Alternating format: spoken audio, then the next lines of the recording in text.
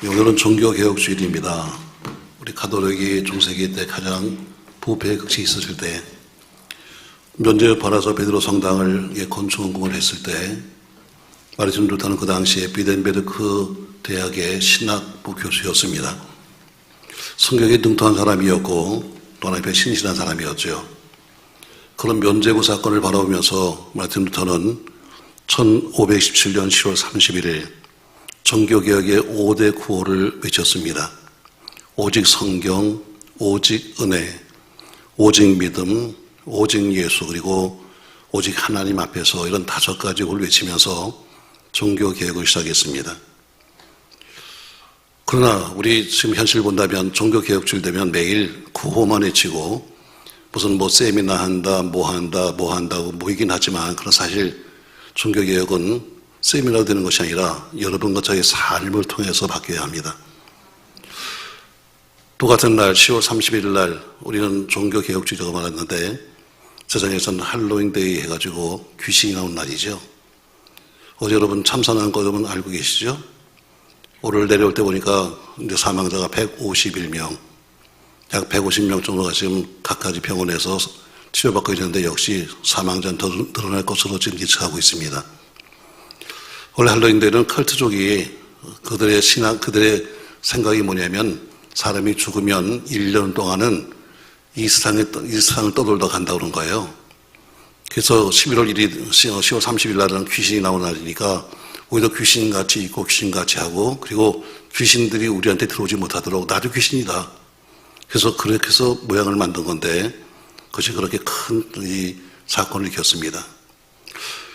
전 돌아가신 분들 참 안 됐습니다만 참 이런 걱정도 해봅니다. 전 목사니까 151명이 지금 현재 돌아가셨고 더 앞으로 어떻게 될지 모르겠습니다만 분명히 그 중에 기독교인이 있을 겁니다.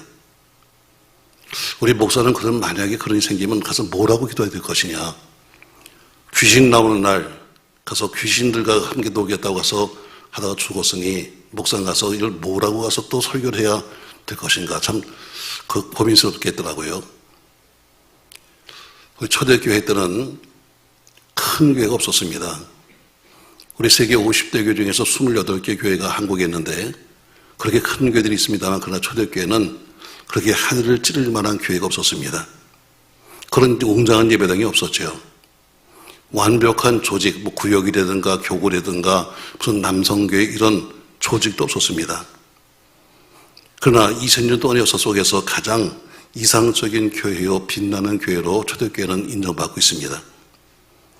비록 건물이나 혹은 조직이나 외적 조건은 화려하지 못했지만 그 교회의 내용과 그 교회의 신앙이 실로 충실하고 알찬 교회였습니다. 초대교회는 날마다 모이는 교회요, 또 저녁 기도에 힘쓰는 교회요, 성령이 충만한 교회요, 오직 말씀 중심의 교회요, 사랑이 충만한 교회, 부족함이 없는 교회, 그런 날마다 부흥되는 교회였습니다. 저는 다음 주간 교회 생일 36번째 날을 생각하면서 우리 능력교회가 다시 한번 이렇게 승리하던 초대교회의 모습이 재현되기를 주의 이름으로 소망합니다. 지금까지도 은혜로 왔습니다. 제가 신학교 4학년 때 목동 아파트 132동 108호에 와서 개척을 하면서 남의 집 마루에 앉아서 개척을 하면서 이만큼 된 것도 하나님의 은혜였죠. 그러나 저는 여러분 앞으로 더 큰 은혜가 우리 교회와 여러분과 함께 할 줄로 믿습니다. 그러면 이렇게 초대교회가 이상적인 교회가 됐던 무슨 이유가 있을 텐데 건물도 시원치 않고 또 무슨 조직도 없고 특별히 성경 공부를 한다, 제자 공부한다 그런 거 하나도 없음에도 불구하고 그렇게 남에게 칭찬받는 교회 됐을 때는 뭔가 이유가 있을 텐데 그 이유가 무엇일까? 저는 여러분을 통해서 3가지를 말씀을 드리면서 오늘 30절 말씀에 이런 말씀이 나와요. 사도들이 큰 권능으로 주 예수의 부활을 전하니 우리가 큰 은혜를 받았다 했습니다. 우리가 큰 은혜를 받았기 때문에 그 교회는 좋은 교회가 됐습니다. 우리 모두가 다 똑같이 큰 은혜를 받으면 좋은 교회가 될 수 있습니다. 이 말을 더 정확하게 원어를 풀어보면 이렇게 나옵니다. 모인 사람들에게 계속적으로 큰 은혜가 임하고 있었기 때문이다. 모이는 모든 사람에게 계속적으로 큰 은혜가 있기 때문에 그 교회는 좋은 교회였습니다. 이것이 바로 초대교회의 비밀이요, 이상적인 교회들의 숨어있는 비밀이죠. 그러면 오늘 숨어있는 비밀이 뭐냐? 도대체 초대교회는 뭐가 있었는데, 남모는 뭐가 있었는데 그렇게 인정받는 교회요, 사랑받는 교회가 됐을까? 오늘 본문에 크게 세 가지를 말씀하고 있습니다. 자, 다시 본문 33절 말씀 보시죠. 사도들이 큰 권능으로 주 예수의 부활을 증언하니 무리가 큰 은혜를 받아 한 것처럼 오늘 그 교회는 하나님의 말씀만이 증거되고 있었습니다. 오직 하나님 말씀이었습니다. 큰 은혜는 하나님 말씀이 증거되는 곳에 반드시 임합니다. 왜? 하나님 말씀 자체가 곧 은혜이기 때문에 하나님 말씀이 전파되는 곳에 은혜가 있는 거죠. 사도 베드로와 요한을 붙잡았습니다. 그리고 그 당시 대제사장 안나스, 가야바, 요한, 혹은 알렉산더, 대제사장의 문중들이 다 모여서 그를 가운데 놓고 겁박합니다. 너 앞으로 절대로 예수 이름으로 다니면서 말하지 마라. 앞으로 절대로 다니면서 예수 이름 말하지 마라 하고 그를 겁박했습니다. 그래서 사도행전 4장 19절에 보니까 베드로가 이렇게 말합니다. 베드로와 요한이 대답하여 이르되 하나님 앞에서 너희의 말을 듣는 것이 하나님 말씀을 듣는 것보다 옳은가 판단해라. 겁박하는 그들에게 오히려 너희가 한번 판단해봐라. 너희 말을 듣는 게 맞니? 할 말씀 듣는 게 맞니? 하고 오히려 그들에게 증거합니다. 그 당시 상황들이 좋지 않으니까 성도들도 여러 가지 위협 속에 살았습니다. 그래서 그들은 모여서 이렇게 기도했습니다. 사도행전 4장 29절에 보니까 기도하기를 같이 한번 읽겠습니다. 주여 이제도 그들의 위협함을 구워보시옵고 또 종들로 하여금 담대히 하나님 말씀을 전하게 하여 주옵시며 손을 내밀어 병을 낫게 하옵시고 표적과 기사가 거룩한 종 예수의 이름으로 이루어지게 하옵소서 하고 기도했습니다. 교회의 합심기도였습니다. 그랬더니 31절에 보니까 모두가 성령에 충만하여 담대히 말씀을 전했다고 되어 있습니다. 결국 초대교회 성도들이 계속적으로 은혜를 받을 수 있었던 것은 그 교회 전체가 하나님 말씀 중심의 교회였기 때문이었습니다. 가르치는 지도자들도 말씀 중심의 사람이었습니다. 온 성도도 하나님 말씀을 받아먹으면서 올바르게 받고 올바르게 실천하고 바로 전하기 위해서 전심전력했습니다. 그러므로 큰 은혜가 임할 수밖에 없는 것입니다. 하나님께서는 그의 백성들에게 은혜 주실 때 먼저 말씀을 주십니다.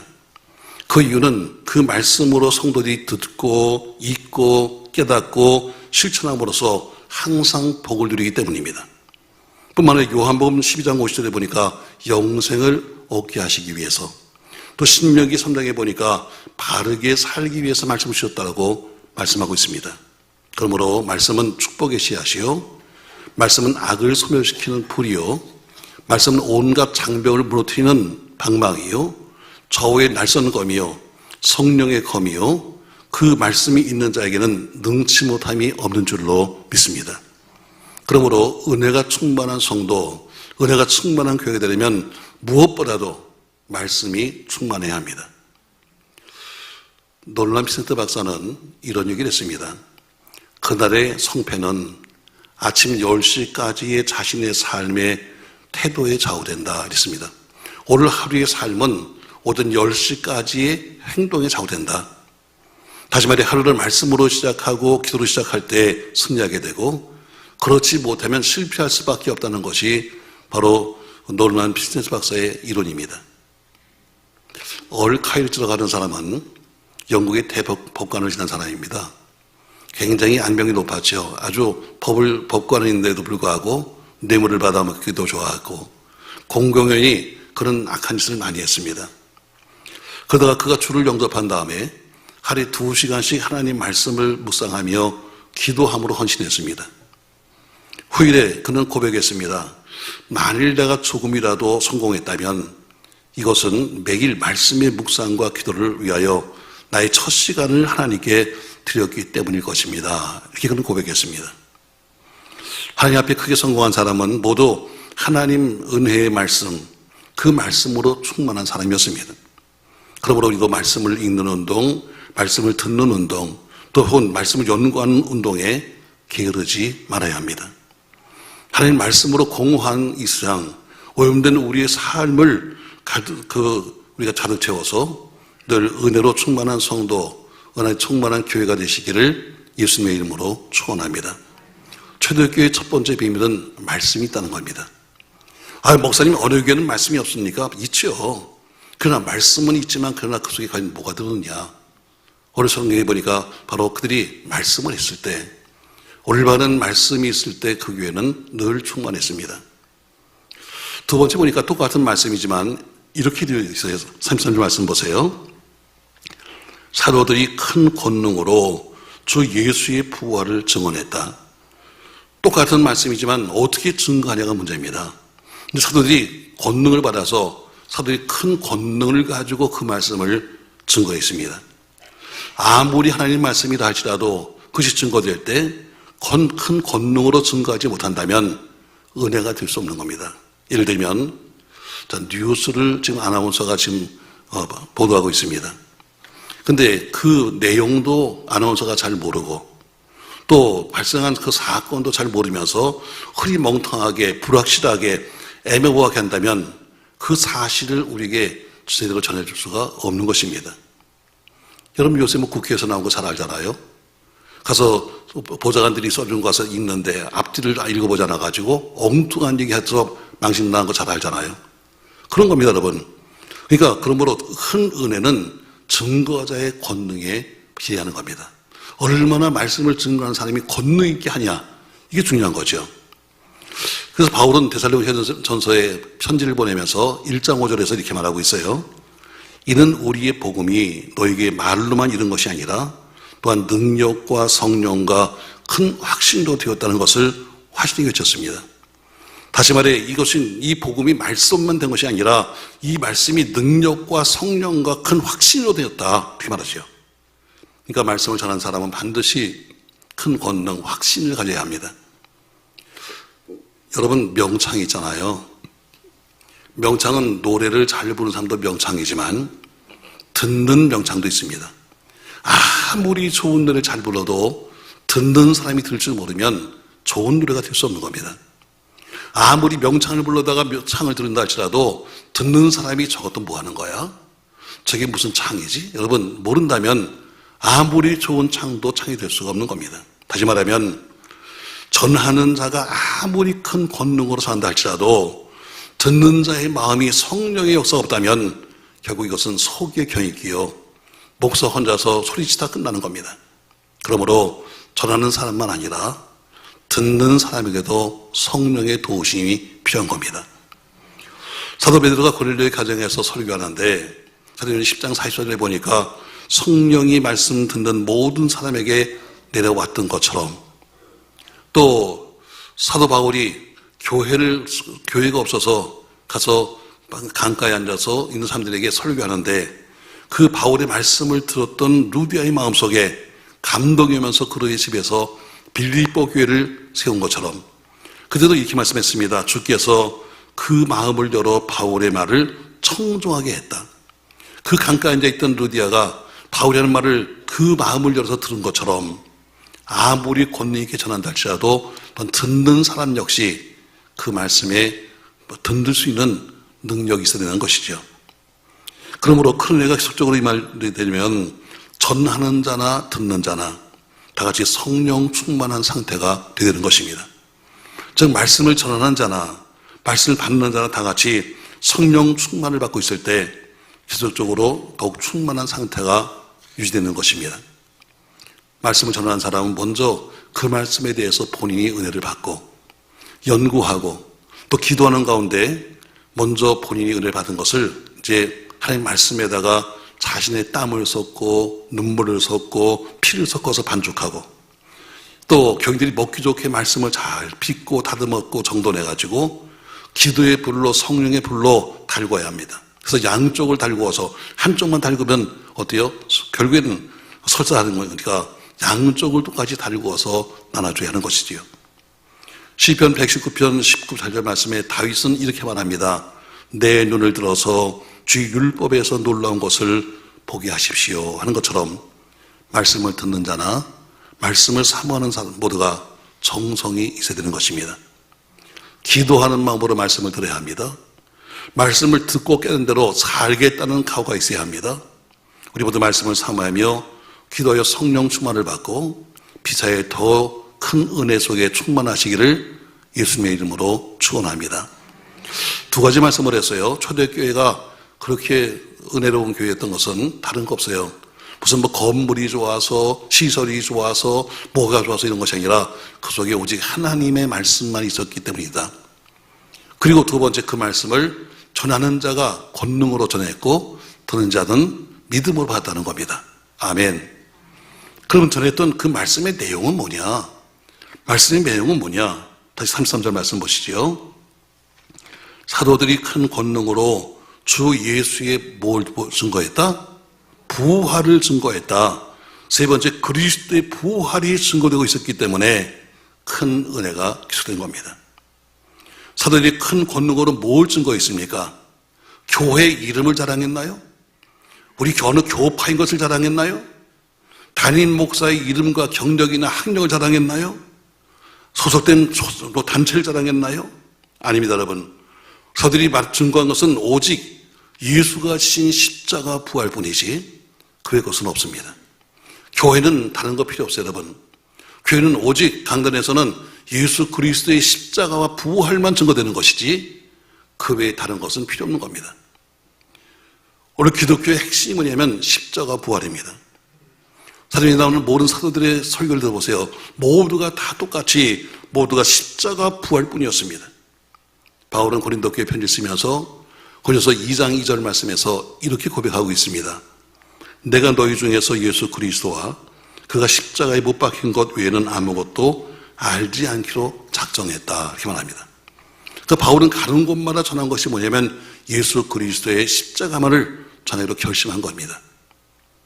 또 1장 18절에 보니까 십자가의 도가 멸망하는 자들에게는 미련한 것이요 구원을 받는 우리에게는 하나님의 능력이라. 그리고 확신했기 때문에 그는 가는 곳마다 오직 예수의 십자가, 오직 예수의 부활만 전한 겁니다.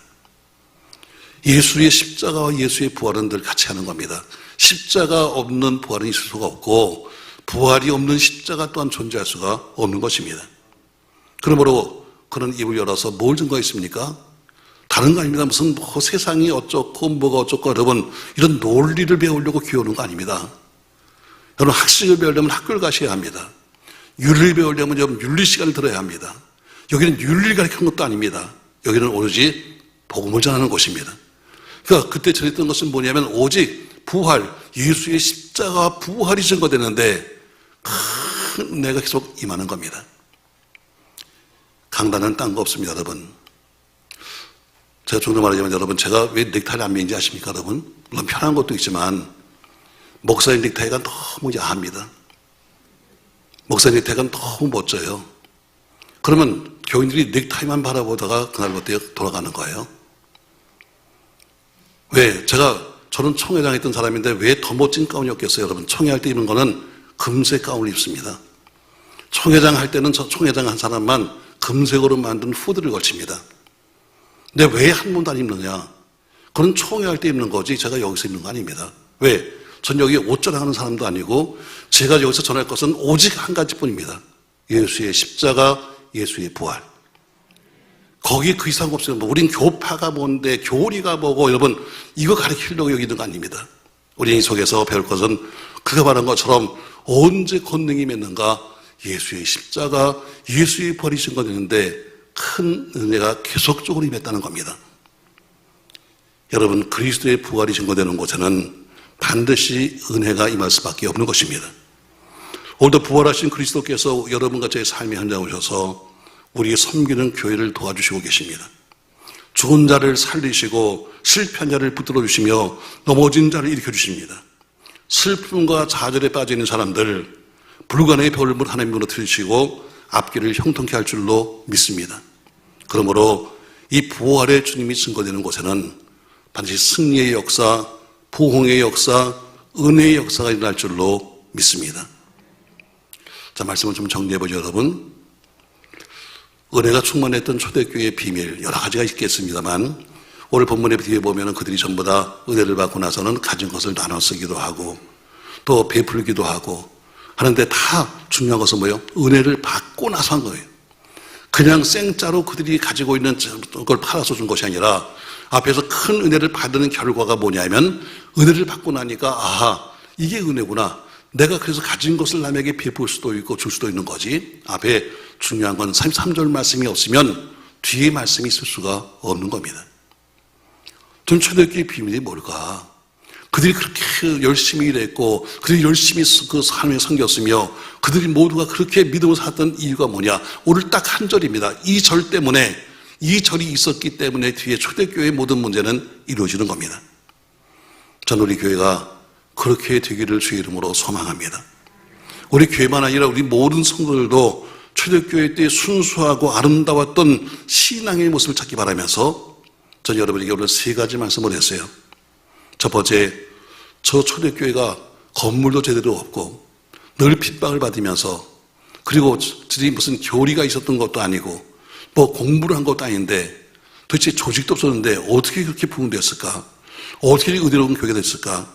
첫 번째, 오직 하나님 말씀만 있었기 때문이다. 두 번째, 그 말씀을 전하는 자는 권능으로 전했고 듣는 자는 은혜로 받았다는 겁니다. 근데 그 말씀의 내용이 뭡니까? 오직 십자가, 오직 예수였습니다. 결국 십자가와 예수의 그 부활의 권능이 은혜 충만의 역사를 계속 만드는 겁니다. 사는 성도 여러분, 우리가 교회에 온 것은 수양하러 온 거 아닙니다. 돌을 닦으러 온 것도 아닙니다.